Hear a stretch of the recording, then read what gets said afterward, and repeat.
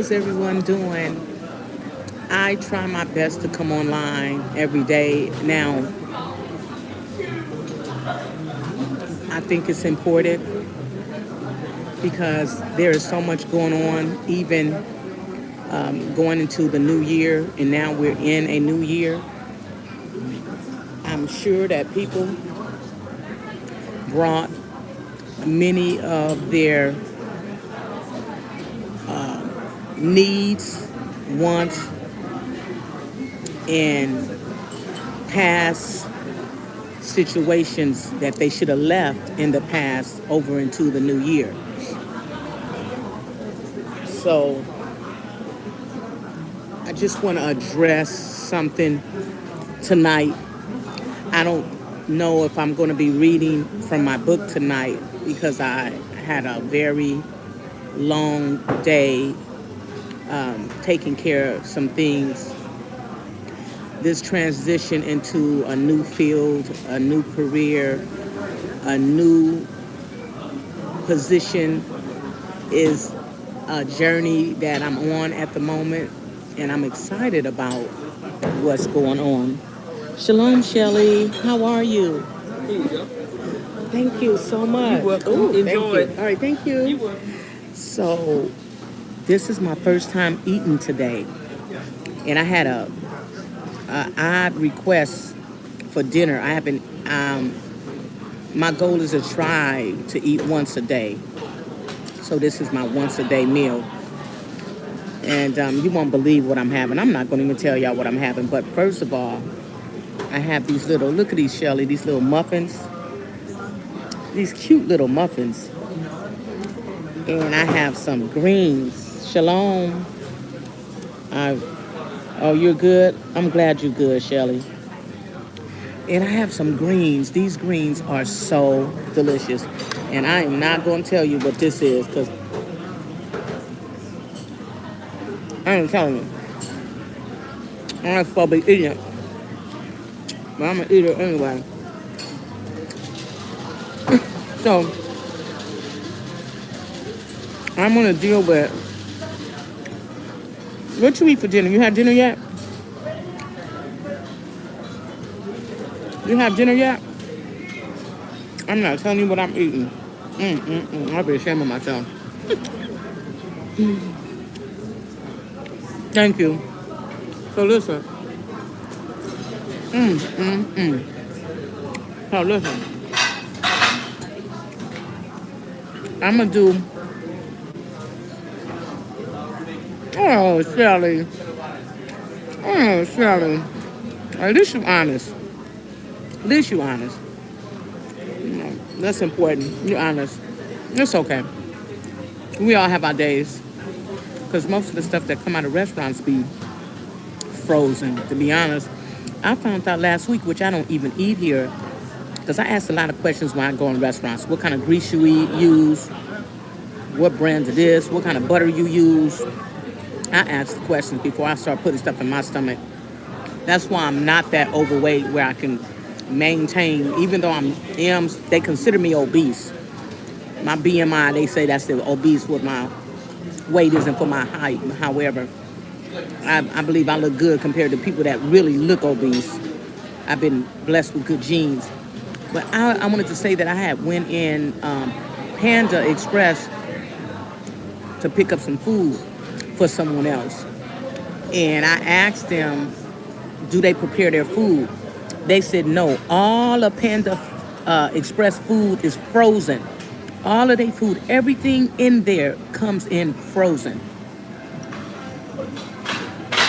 You would never know that. You would never know that all Panda Express food is frozen. So just because somebody at home saying that they ate something frozen out of a box, most people are eating frozen food out of a kitchen that comes in. Most of our food come in frozen. So it's okay that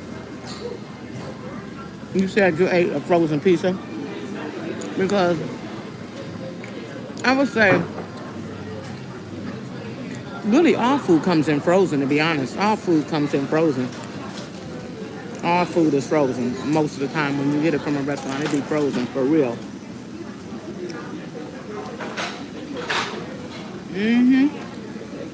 But I want to say this. I'm going to do a chapter on just because a person is educated,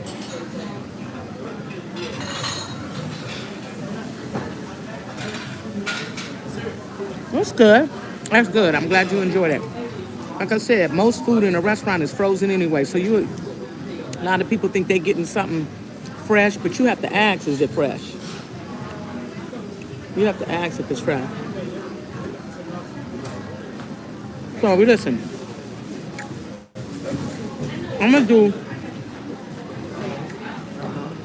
I don't know if I'm gonna make it a chapter or a whole book yet.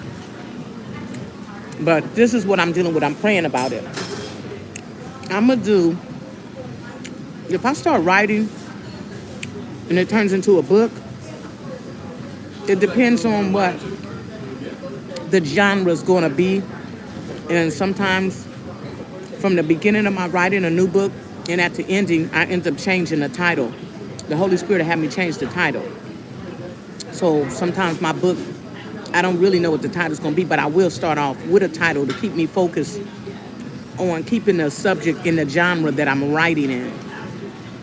So I wanna do either a book or either a chapter in my book on relationships. I'm still deciding if I can really stretch it out on people that are educated.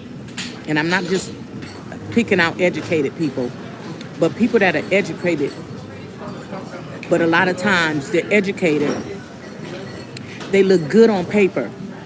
They have a degree or degrees. They have a career. They may have been in their career 10, 15, 20, 25 years or so. They're single. They may have been married once on paper. They may have never been married. But these people are dysfunctional when it comes to relationships. They have stability on their job. They can keep a job. They've never been fired off their job. They can keep a home. They may have been living in the same home all their life, except for when they went away to college and left home. Then they may have gotten a home, and maybe they were married or they dated someone and lived with somebody. So they had that home. But if they broke up, then they moved out and they ended up, but whatever the case may be, they've been living on their own for 10, 15, 17, 20 years plus. And these people are educated, but they're dysfunctional when it comes to a relationship. They don't know how to treat people because the first relationship that they had, they wasn't old enough, seasoned enough, mature enough, enlightened enough, brought up to understand what they were dealing with when they got in a relationship at a young age. So when they got in the relationship, they didn't have any balance on how to treat somebody. Whatever they learned it either from watching people in their family, their friends, their neighbors, maybe college. And a lot of that can be also dysfunctional. Not to include the mental issues they may have already had and perceived in relationships because they jumped around when they were in their teens. They jumped around when they were in college. When they went away to college, people get real loose and nasty and want to explore and be adventurous when they get away from home. They don't know how to act, some people. So these particular individuals are educated people that are degreed and have a long history of career, but they have a long history of relational dysfunction. They know how to play their part. They know how to put on a front. They know how to give you the impression that they have it all together. But they have insecurities. They have low self-esteem, inferiority complexes, because the women or the men that they got involved with, they ended up not with the one they wanted, and they ended up hurt, broken, and bruised, and then they just started bleeding on people. They know how to read and write and do all the things that educated people do. They know their dialect is on point. They can talk to the president on down to somebody that's in the streets. And when they get with someone that is honest, sincere, transparent, kind, loving, forgiving, whether they're educated or not, whether they have a degree or not, these particular people are just psychologically dysfunctional in a relationship. So they play games. So you come into their life when you didn't even know that they had these issues. They may have introduced themselves to you. Hey, let me call you back. I'm on a live right now. Okay, all right. So these people, they look like they have it all together, and they do. They pay their bills on time, whether they have a condo, a house, or an apartment. They pay all that on time. They have it together. Their bank account is nice. Their retirement is nice. However, when they introduce themselves to you or let their presence be known to you, they come off like they like you, they want to be with you, but it's a game. And I'm going to shorten this because I'm going to write about this and I'm going to be very thorough with it. When you discover that a person is dysfunctional towards you, in other words, they're very vague. When you ask them questions, they're elusive. They are unavailable emotionally. They stay detached from you. They start acting mysterious and strange. This is not the time for you to say, wow, I'm intrigued by this person. I want to get to know this person. That is not the time.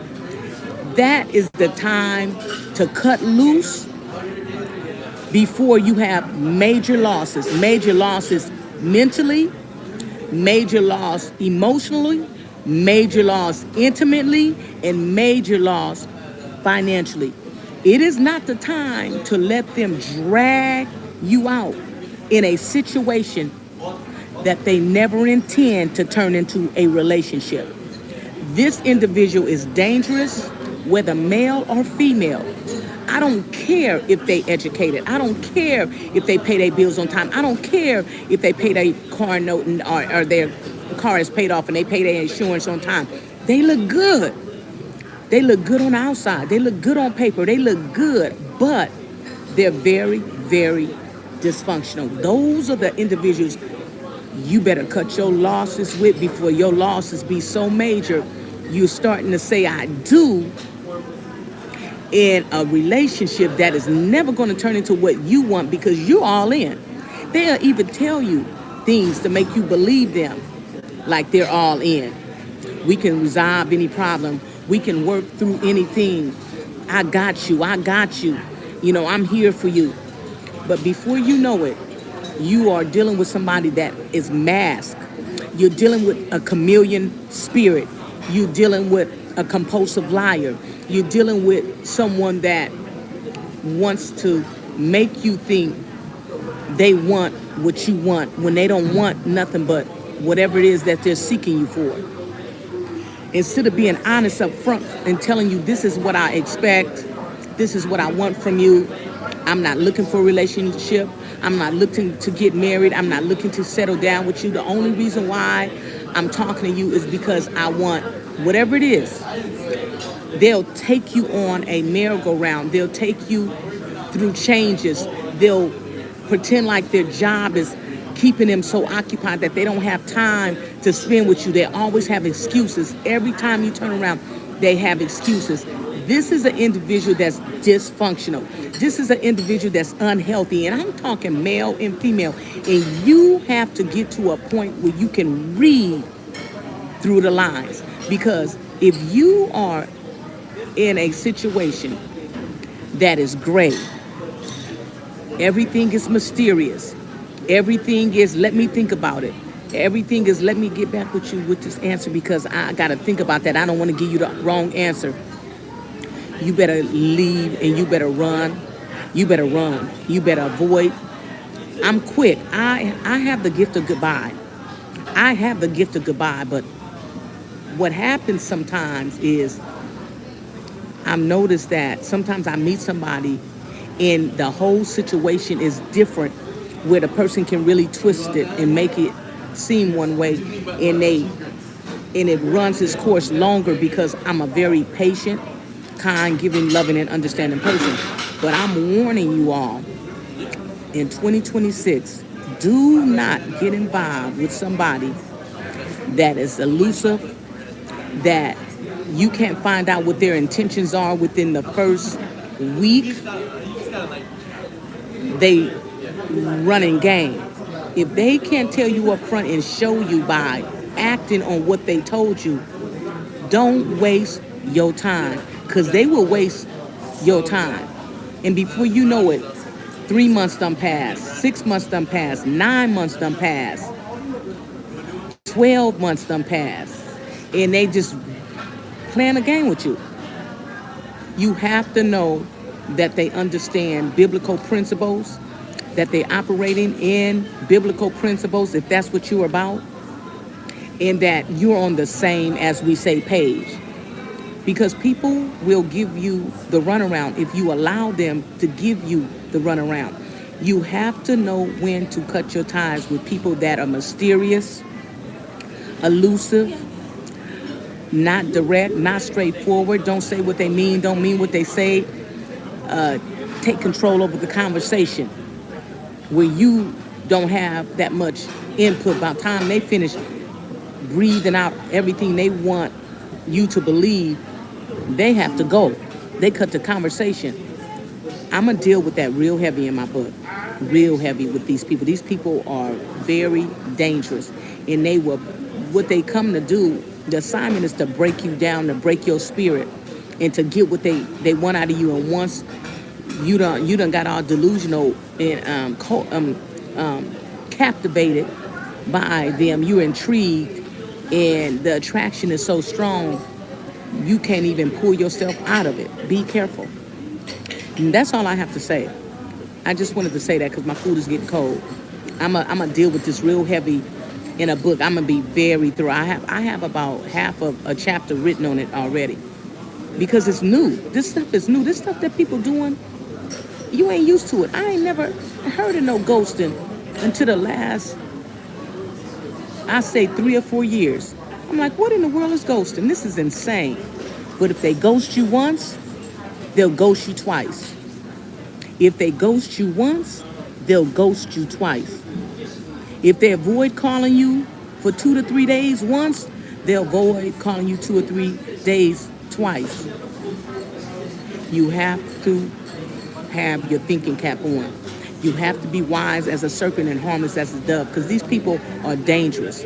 They're dysfunctional, they're unhealthy, and they'll make you look like you are unhealthy and dysfunctional and unstable when they're bringing in dysfunction, unhealthy behavior, and instability and double-mindedness. And before you know it, you're seeking closure, and they're not going to give you no closure. You're seeking answers, and they're not going to give you no answers. You will be caught up in something where you all in, and they never was in. And when you can't get answers, then you're trying to find them, worried about them, and they're running a game on you. And these are educated people that's doing this stuff. It's some uneducated people run a lot of game too, but I'm talking about these educated people. They think they pull a wool over you because they got a degree. They think they can pull a wool over you because they got a good resume on paper. But if you got their resume in past relationships, If you could talk to their exes, you will find that they have exes for a reason. They always playing the victim, saying what people did to them. Leave that person alone. If they always talk about what their exes did to them, leave that person alone. If they always running their mouth about my ex did this, the reason why we not together, the reason why I didn't like her, because they're trying to train you. They got you in training. You got to be careful. I'm finished for right now. If anybody has something to say, I'm listening. I'm finished right now. But I got a lesson on this thing. I got a book on this.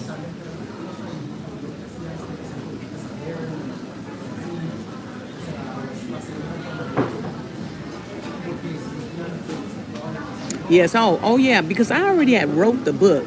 It's a 600-page book, but I'm gonna have to condense it. I lost the USB drive to it. It's already in my head. I just gotta get somewhere and sit down like I did today.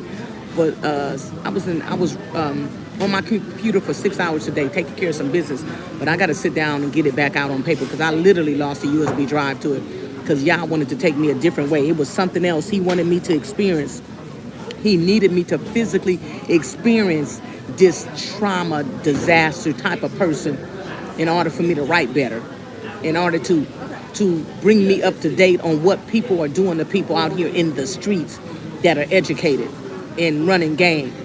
They maxed out their psychology classes, and they're using that skill from their job to dupe people, to get over on people, to mismanage people, to fumble people, to drop them, to ghost them, to hurt them, to damage them, to break them, and then they ghost you. I can't wait to get it finished.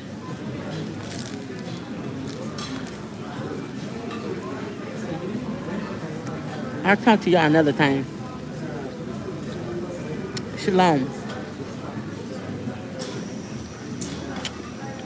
I'll see y'all another time. I just wanted to come on for a little bit. I really don't have time to read tonight. I have some other business. I've been busy. I've been productive and busy. And Shelly, I'll talk to you later. Shalom. I'll talk to you later. Have a good evening. Have a good evening.